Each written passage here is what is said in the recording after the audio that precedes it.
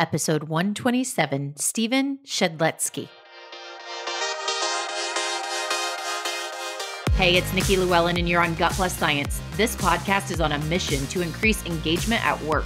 And on this show, we equip CEOs and people-first leaders of all levels to make impact. Let's get to it. Today's guest wakes up every day to engage with people in meaningful ways, connect with depth, and live and inspire a more fulfilled world. These are words found nearly verbatim in his bio, so you'll see why.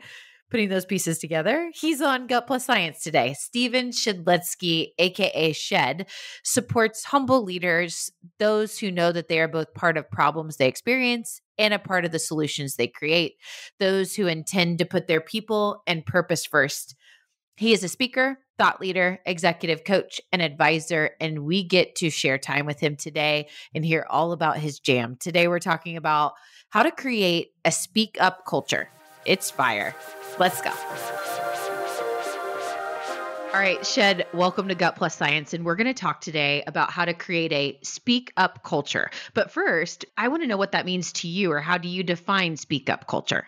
So one of the things I've been quite active, and hi, Nikki, thank you so much for having me. I'm delighted to be here right as we hop into it.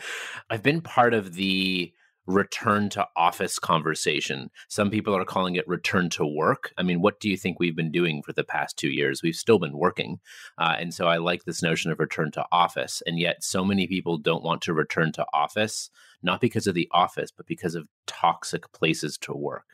And by toxic places to work, I mean places that when you go into work, you actually feel as though you're a worse person. A speak-up culture is the opposite. A speak-up culture is an environment in which you feel that it is worth the risk to speak up, to share of your best ideas, to share of things that aren't working or things that could be working better, or even to dissent, to say to someone who might have more authority than you that you don't agree or you see it differently, and that you'll actually be rewarded. You will be listened to, acknowledged, and rewarded for that behavior. If leaders ignore or punish people for speaking up, for sharing of their ideas or their concerns, you will successfully bring to life the Andy Stanley quote, which is one of my favorites, that leaders who do not listen will eventually be surrounded by people who have nothing to say, which is the kiss of death for any organization.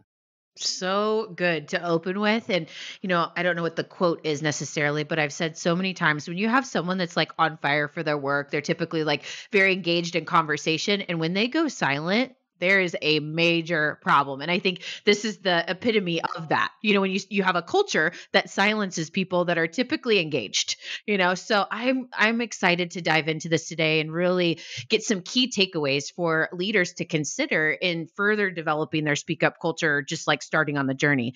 I want to open a soapbox, though, I think here. I'm pretty sure it's going to be a soapbox. I want to talk about toxic leadership behaviors, really all of them, but particularly the ones that are often overlooked. There's the obvious toxic ones, which are demeaning and yelling. I just don't think that there's a place for that. I mean, one, in society in which it's too pervasive, quite frankly, and we can have a conversation of how we can actually combat that. The answer is building genuine relationship. One of my favorite African proverbs is, when I saw you from afar, I thought you were a monster. When you came closer, I thought you were an animal. When you came closer, I realized you were a human being. And when we were eye to eye, I realized that you were my brother or my sister. I think so often any of the issues in society and our organizations of us versus them can be solved with genuine relationship. And I've never heard of any relationship that improved with less communication. So those are the obvious ones, but there's something that I've learned about. I've learned about it through Susan David's work. She's the author of Emotional Agility, and she's introduced to me this concept of toxic positivity, which is so interesting. Toxic positivity is this notion that we can have good vibes only. A culture where we can only talk about the future and we can only talk about good things. We don't want to relive the past. We don't want to hash out bad things or hard things. What toxic positivity does is it denies people of having negative emotions. Now, here's the thing. If you're a human being, you have those. And if you show up to work or live in a place in which it is not okay to have certain emotions, what we resist persists. So I think one of the biggest sort of interesting, sort of subtle ones is this notion of toxic positivity, and that we need to allow our people, and leaders need to even meet their people in the hard emotions. Like if people were laid off, or if the business has been through a hard time, or if there's something hard that's going on in society right now. I think we need to create safe environments where all of those emotions are welcome, and that we can cry, and that we can be sad, and that we can be frustrated and angry. Because if we deny people having those emotions at work, it's not going to be pretty for too long. Many people talk today about humanizing the workplace. You hear that a lot. And I think toxic positivity is the opposite of that. And so if we break down, what is an example of, you have whether you're remote or possibly live with your team, you have your weekly or biweekly meeting.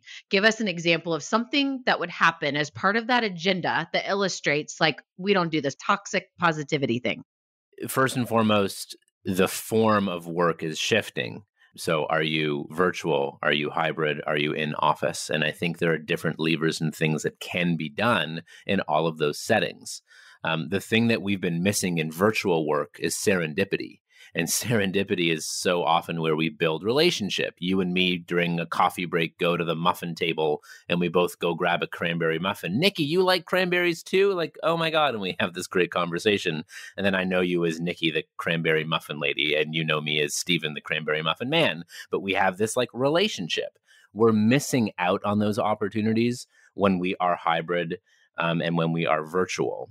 When we are virtual, there are opportunities like use the chat. Everyone pop a word in that shares in a word or a phrase how they're feeling. I've seen teams use particular technologies, like there's a technology called Loop-In where you're allowed to sort of do an emotional check-in with your team.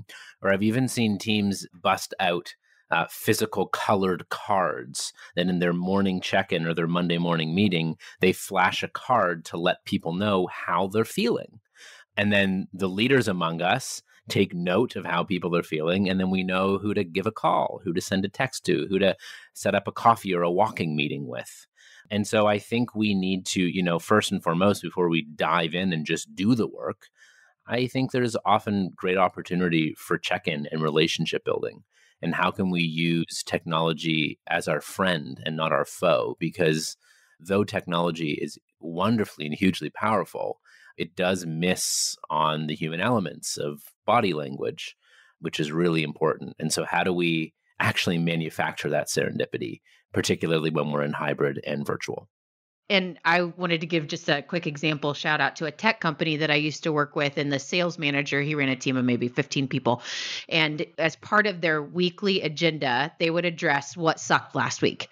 And then they would break down what they could just like share on just like this happened, like this deal fell through or whatever happened. But then there was other things that's like the accountability muscle wasn't there. So he would like disseminate where did we push through because we needed to. And over here, man, that just sucks and we're going to move on, but like acknowledging that. And so when you were sharing that, I was thinking of what Adam used to do with that sales team. And I always thought it was so unique and just so real, really humanized that sales team. And I don't remember any turnover. I worked with that team for like 2 years. I don't remember any turnover. So just a really, really cool thing. So any other just kind of often overlooked toxic leadership behaviors that come to mind? Well, it dovetails really nicely to what you just said, which is when leaders focus too much on outputs and results and not inputs. And let's face it, we cannot control our results. All we can do is control our inputs. So I'll tell a quick sort of story.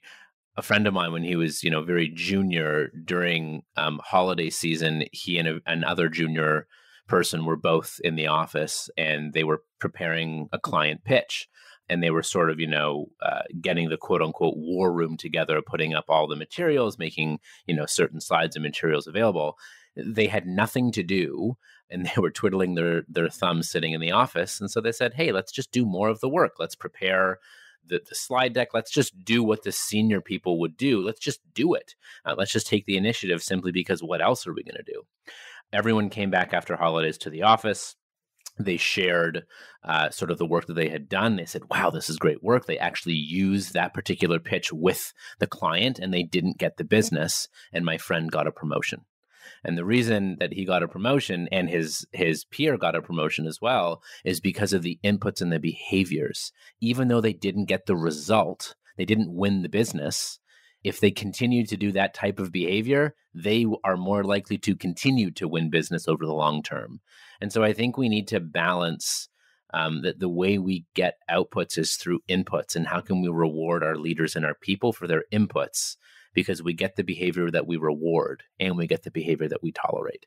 And if we punish people for results or outputs that are literally outside of our control, I mean, there's a difference for a sports team. There's a difference between losing and getting beat. When you're beat, it's because the other team just totally outperformed you. I mean, you played great, but they like earned a win. When you lose, it's because you did things wrong and you should have done them better and you could have won. And so if you get beat, you just tip your hat, focus on all the inputs you can continue to do. And over time, if you get the inputs right, the outputs will take care of themselves.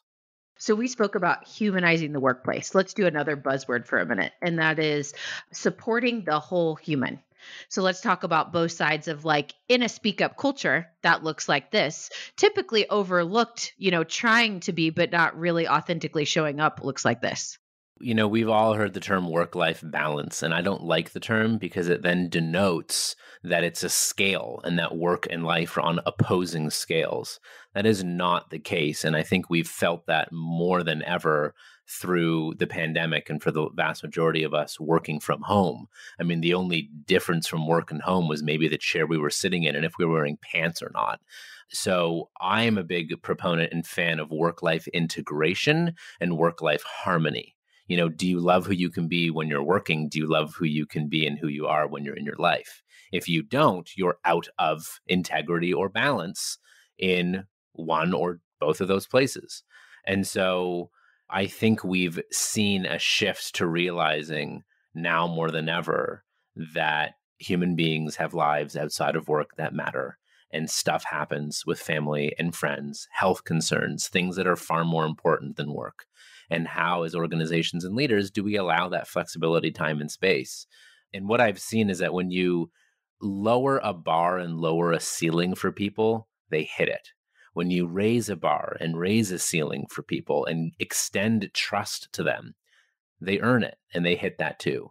And so I think for leaders, if we already make our people wrong, they will prove to us that we're right and they're wrong. If we make our people right, they will more often than not prove to us that indeed we were right to take a risk on them. I mean, people want to be challenged. People want to feel as though they're trusted and that they matter. And I think that's a big part of what it means to support an entire human being in their progression in their career and their real life. That often happens during the hours of 9 to 5, let alone beyond the hours of 9 to 5 as well. I love to say, in these like different buzzword initiatives that can be really amazing things inside the workplace, whether we call it like supporting the whole human, or I love your integration or harmony, the work life integration or harmony. Are we checking the box or are we making impact? And it's like checking the boxes, our HR system has a way that you can submit this and you get a message from your manager that says, I saw that you submitted this time off. Let me know if I can do anything to support you. Well, what do you say? I mean, it's like anytime someone says when you got a challenging thing and you got to handle, it's like, let me do what I can do, whatever I can do to support you. But does anything ever really come of that? It's just like kind of a nice thing to say, nothing really happens versus a way of supporting. For example, I've got a friend that runs a amazing mentoring company that supports everything from mentors on a level of professional development to mentor support for issues of life situations or challenges that happen that you can learn through someone else to just support that something they've gone through, right? That's real. That's making an impact. So I like to challenge people. I'm like, are you checking the box? Yeah, you got it. But, or do you really have a program that makes an impact or a system that makes an impact? So glad you shared that. There's a reason things are a buzzword. It's because it's common sense, pervasive things that we ought to be doing. But you can do it, to your point, as a performative action, as in, yeah, we have a DEI initiative, box check. Or, yeah, we have a purpose. I mean, I was working in purpose, Nikki, 13 years ago when it wasn't cool. And now everyone and their mothers seems to have a purpose statement. And so culture is not simply words on the wall. Culture is what's lived in the halls or in Zoom breakout rooms.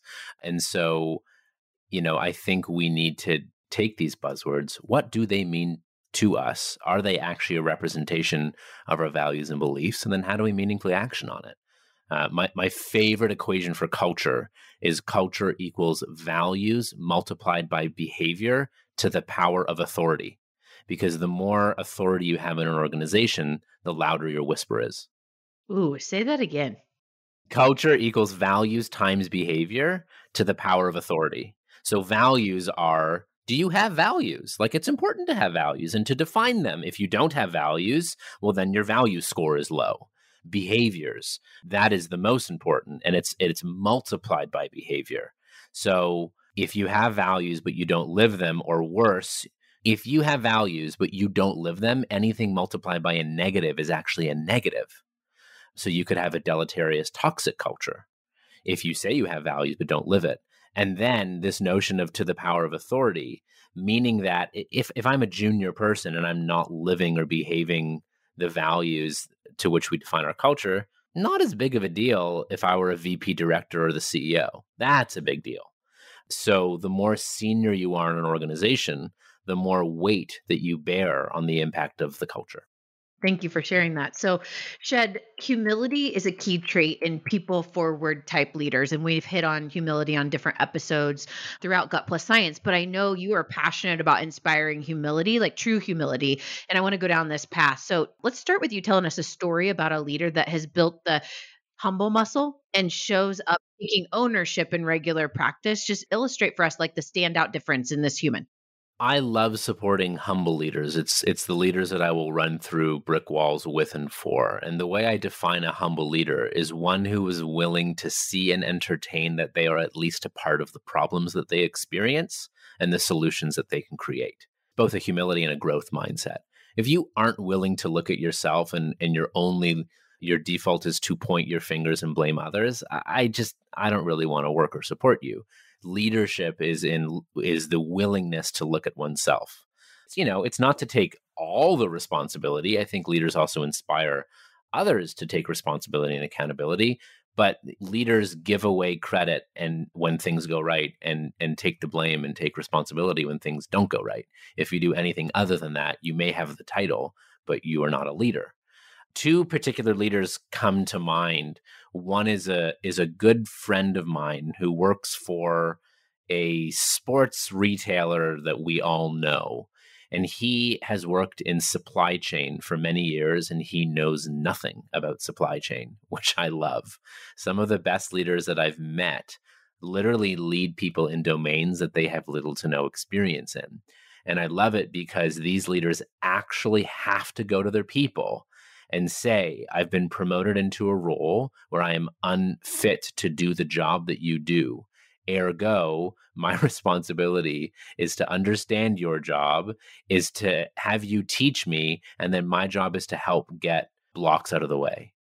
My job is to help support you. That's a true people leader. So one fun example is my friend Andrew, who literally isn't equipped to do the job that the vast majority of the people he leads does. And I love that because it forces you to have to take a posture of humility. So that's one example. And another more famous example, and I don't think we need to conflate humility with meekness. I think you can both be humble and confident. I don't think that you can be humble and arrogant. Arrogant is the belief that you're a master and expert and that you're better than everyone else. And it's quite unflattering. And the antidote to arrogance is feedback. It's candor with care from people that you trust who are willing to let you know, hey, you kind of just showed up arrogant there. And if it triggers you on the receiving end, it means that it's probably true. Confident is a student mindset, and it's a belief that you're good, but you can always get better. And so I think you can both be humble and confident. And one of those examples for me is a retired U.S. Navy nuclear-powered sub-captain, David Marquet, who wrote the book Turn the Ship Around. And it's a brilliant book and example, and you can Google it and listen to the story of, again, someone who was put in a position where the way they were trained to lead didn't fit the context that they were in. And Captain Marquet had no other choice than to move his authority to more junior people, to where the information lived. And it forced him to actually become a humble leader. He had no other choice. So, Shed, what would you peg as the first step in coaching humility and leadership? Interesting. When you say that, the initial thought that comes to mind is my friend Rich Davini just came out with a book this year called The Attributes. And Rich, who's a retired Navy SEAL, he led training and development for the SEALs for many years. He distinguishes in his book the difference between a skill and an attribute. A skill is something that is not inherent to our nature. It is something that we can learn and teach others. And skills are easy to test, measure, and assess. Skills are things like riding a bike, shooting a gun. Like Rich could take me to a range and in 2 hours teach me how to shoot a bullseye. That's a skill. If you can teach it or you can learn it, it's a skill. Listening is a skill. You can sit through a 2-hour class on listening and actually learn skills to become a better listener. But an attribute is inherent to our nature. It tells us how we will behave in certain situations, how we'll respond, and it's harder to test, measure, and assess. While listening is a skill, compassion or empathy, or dare I say humility, I think is an attribute. Like I can't send you, Nikki, to a 2-hour class on how to be more humble and you leave that class with greater humility. I think you have to want to develop that skill as an individual and see the merit of it, to put yourself in situations where you can raise the dimmer switch on your own humility. So I don't think you can coach anyone to acquire any attribute. They have to want to go on that journey. They have to want to choose to transform and have a meaningful enough experience in their life or career that says, I should work on my humility. Oh, that's so good. I feel like we're getting deep here, and I was going to move on to my next question that I'm excited about, but I want to take a step back. What do you think is a possible, or what have you seen? What is the tipping point that makes them want to take ownership? What have you seen? Well, when you finally realize that the way you've been operating is no longer going to serve you in the future. My good friend Kristen Hadid, who's the author of the book Permission to Screw Up, when she was a very young leader, literally 65 of her team members quit on her on the first day because she showed up as a boss in charge above them as opposed to a leader. And that day, when all of her team quit on her in one day, she literally bought them pizza, said, "Can I please try to win you back?" And they said, "Fine." And she said, I don't know what I'm doing. Like, I don't know how to do this thing called leadership. I need you. I need your support. She was leading a student cleaning company. They were cleaning out student dormitories in the Floridian heat in the summer. And the next day, instead of her being in her air-conditioned clubhouse eating her ordered-in salad for lunch, she was literally scrubbing toilets with her team and rooting them on and cheerleading them and being a support. And so I think in order for a boss to transform into a leader, I think they need to have, a watershed moment where they realize what's gotten me here won't get me there.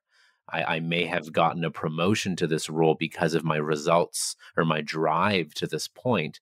But if I stay in charge, I will lose the respect of my people. This is another Rich Davini-ism. Leaders are not born, leaders are not made, leaders are chosen. We choose our leaders based upon the way they behave. And leadership has nothing to do with title. Leadership has everything to do with behaviors.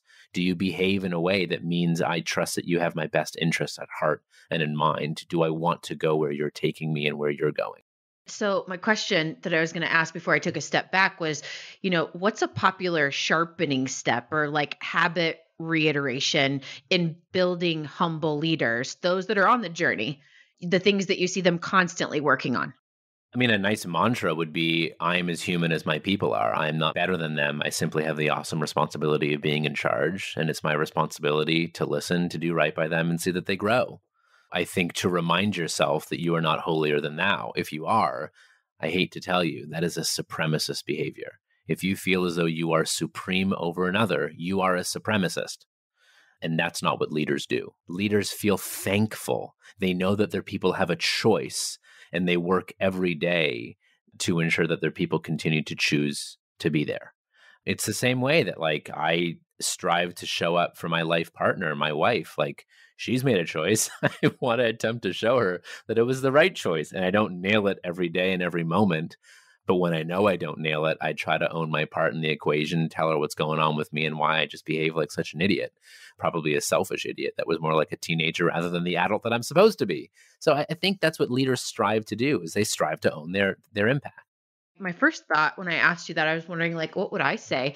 My first thought around sharpening the humble muscle is the ability to take feedback and be open to it. Like, one is be open to it to a place that your people just feel like they can share that with you, and that you take it and receive it and just like absorb that, and people see the change because of what you shared or just the acknowledgement.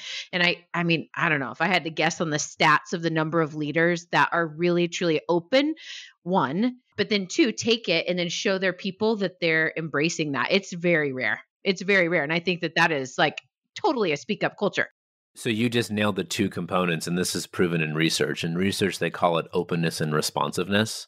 There are two components to a speak up culture coming full circle to where we started. So one is people feel that it is worth it to take the risk to speak up. And then when they do dare take that risk, they are rewarded. They are responded to. If one of those two pieces are missing, you don't have a speak up culture. You need both. And if you do just the first, and then people do speak up and you ignore or punish them, you won't have a speak up culture. It'll stop there. Let's talk about self-awareness because, I wanted to really go down the path of intention is not enough. So, how do you encourage leaders to see the reality or to see, the things that are being overlooked so that they're really taking action on the things that make impact?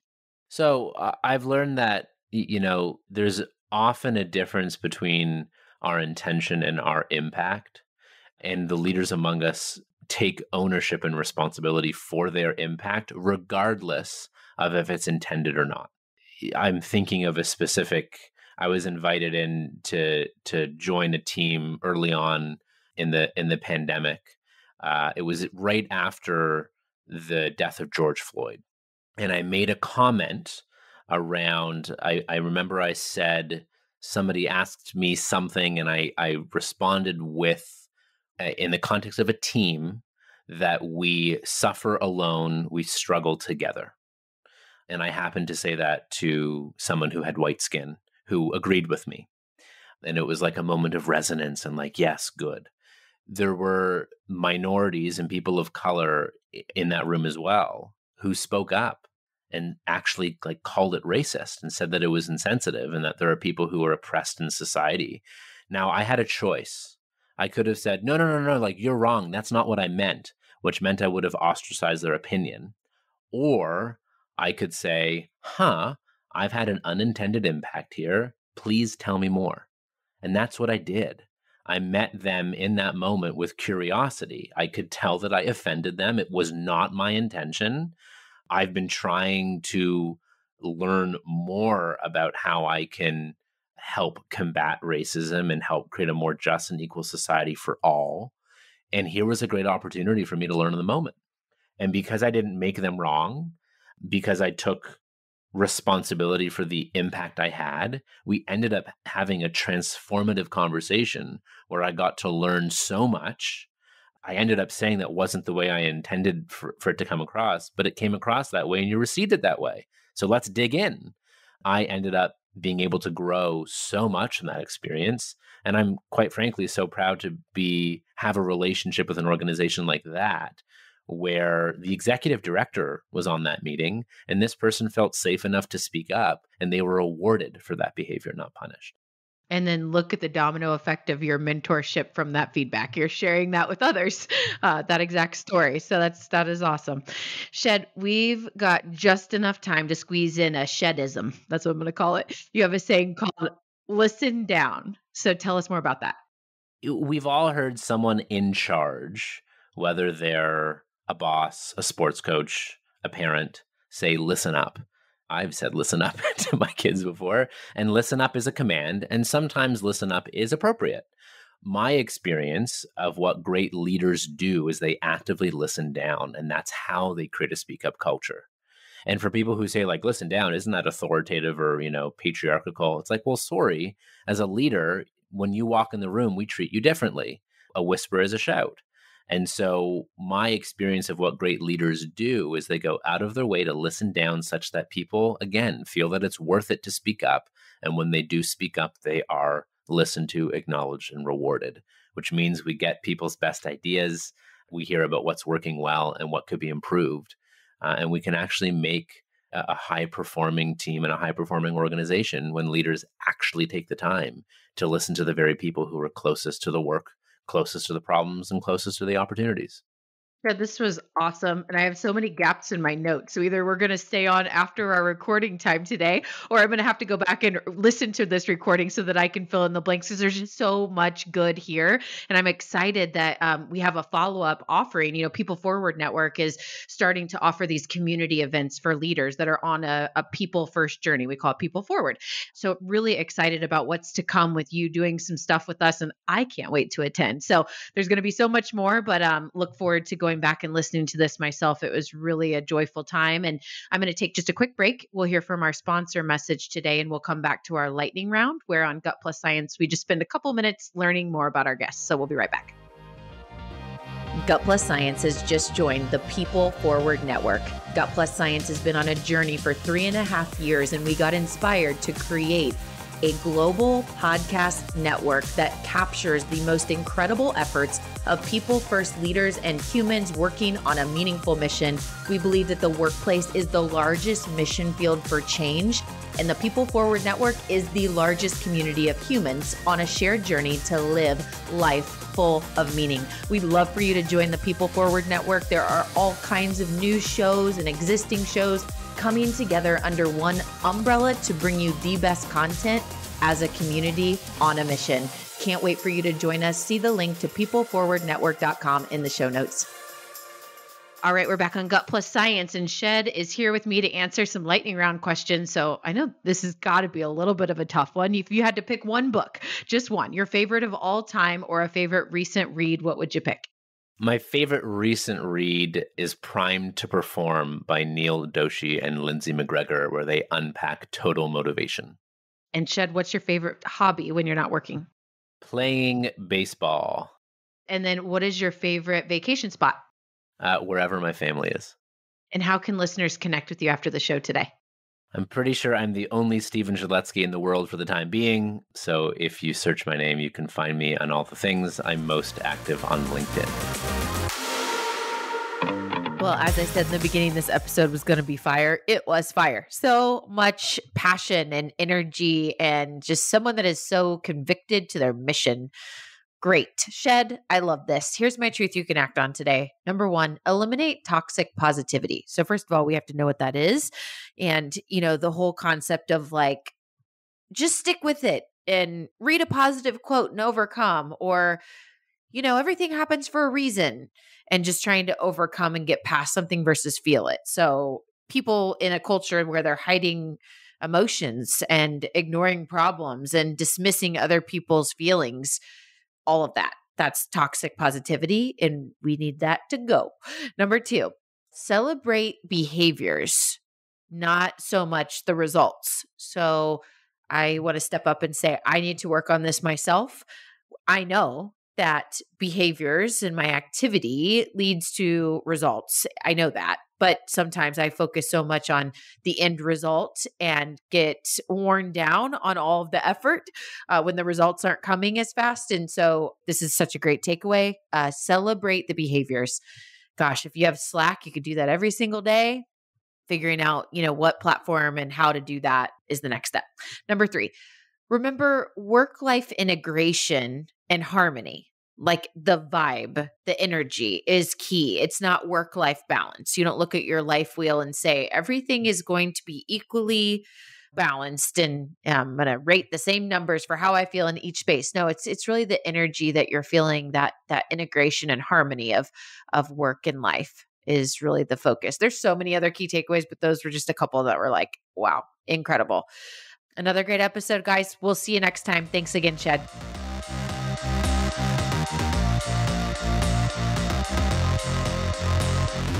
We just left the world a little bit better. Now go do something with it.